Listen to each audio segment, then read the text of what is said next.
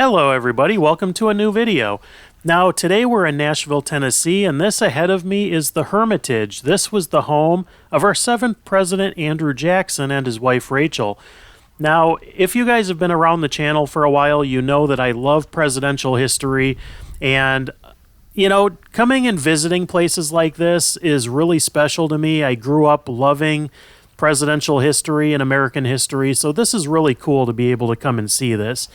So we're going to walk around the grounds a little bit, and I'm going to show you guys what we can see here, and I'm going to tell you a little bit about the property, and we're going to go explore. Now, for just a little bit of background on this property, Andrew Jackson lived here from 1804 until his death in 1845. He actually passed away in this house ahead of me, and I'm going to try to show you what the bedroom looks like also. Now, Jackson lived here before his presidency, and he retired here after his presidency, and he spent a good majority of his life here. Now, one of the things people think when they look at the house is, this guy really must have been loaded. Now, back in the day, they moved onto this property in 1804, and from 1804 to 1821, Andrew Jackson and his wife Rachel actually lived in a log cabin on the property. The mansion they started developing and building in 1819, and it took them 3 years to complete. Now, they obviously didn't start off with a house this big. This happened over the course of about 40 years. They added on to it a couple of times, and it became just a beautiful, beautiful house. Now, there were no cameras allowed in the home today, so I took a couple of pictures for you. This is the entryway and the staircase, and this is what the home looked like when Jackson lived here. He really did have this kind of wallpaper here. I guess it reminded him something of, America and the early settlers. But it is a beautiful, beautiful house. This would have been, I believe, his office, and a lot of this furniture here is still original. And as I said, Andrew Jackson did pass away in the home in 1845, and this is actually the bed that he passed away in. This is the upstairs bedroom.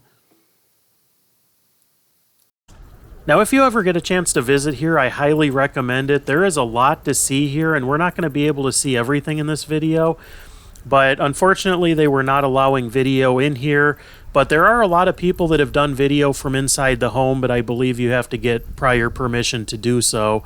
But on this day, they were not allowing it. So, I like to try to follow the rules. You really don't want to be that one guy that ruins it for everybody else. So I'm showing you what I can. Now, just up here is, past this fence, is the family cemetery. Now, this is where Andrew Jackson is laid to rest with his wife, Rachel.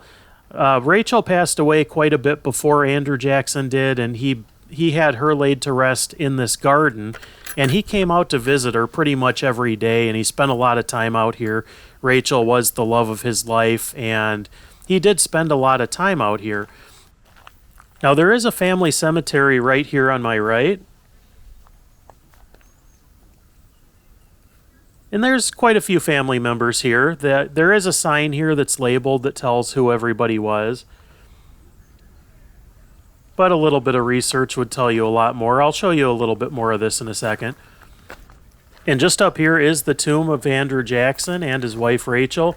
Now, an interesting note, Andrew Jackson does not have anything about the fact that he was a president on his grave. He was most proud of being a general in the army, and that's the only thing that it says on his tomb.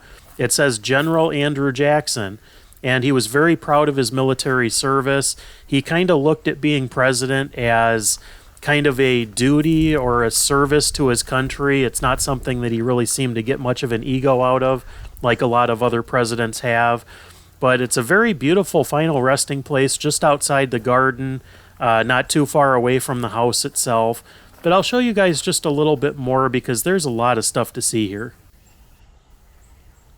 Now, I just can't stress enough how important it is to come and visit these places for yourself, because video only shows so much, but just to not only pay your respects, but just to keep history alive.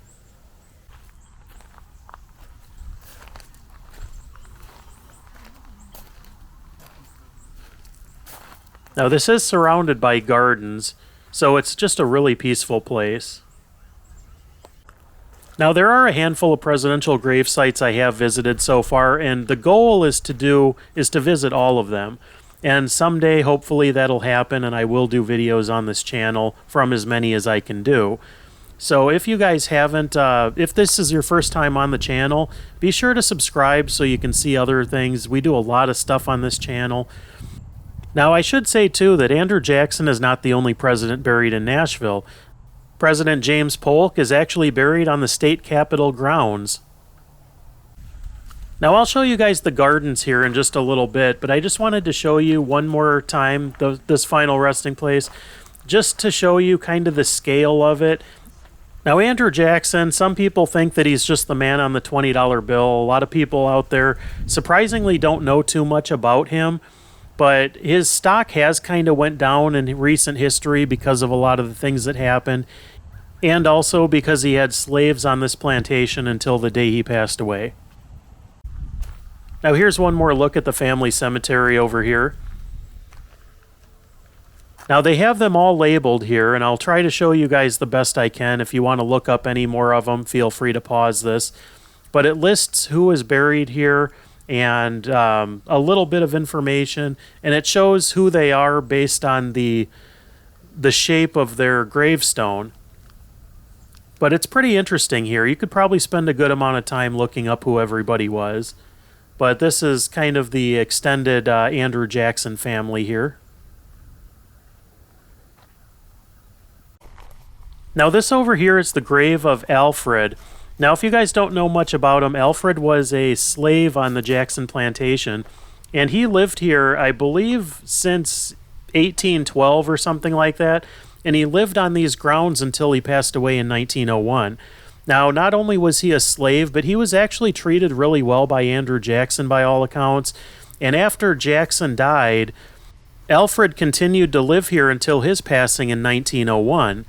Now, he was buried next to the president, and I believe in history, he's about the only person that was a slave on a plantation or a home to be buried this close to an American president.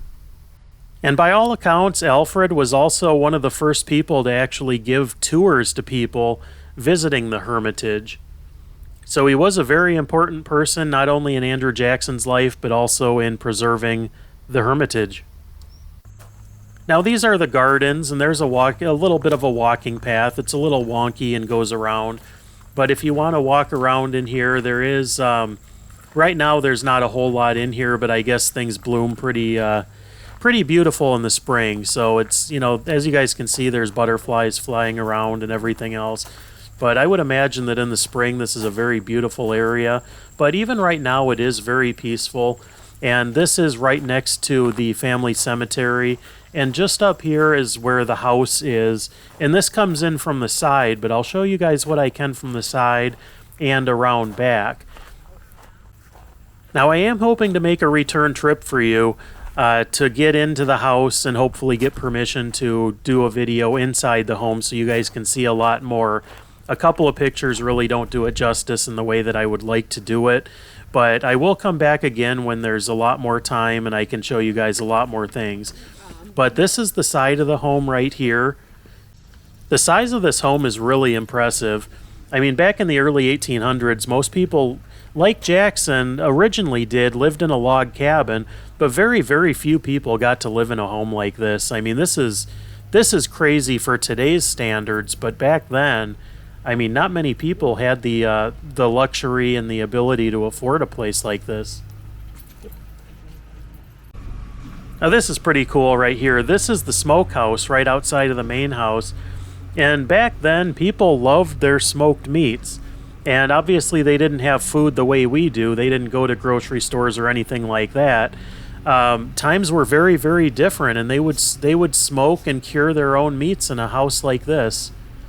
But they would have salt in here and everything else, and I mean, it's quite the setup. Now we're just walking around the side of the house. This is the back. And I kind of wonder a little bit more like when the stairs were added on the side and how, I kind of wonder how much different things look today than it did when Andrew Jackson lived here. But this is on just a ton of property. And there's so much more to see here, but time is very limited today. There is Alfred's cabin on site. There's a bunch of horses here to see. There's so many buildings and different things to see on this property. But this is right out front again. So here's a nice look at the upper balcony and just the beautiful pillars and everything else. The architecture of this place is just insane. And we're not too far away from an airport either, so sorry about that noise. Well, one more look at the front.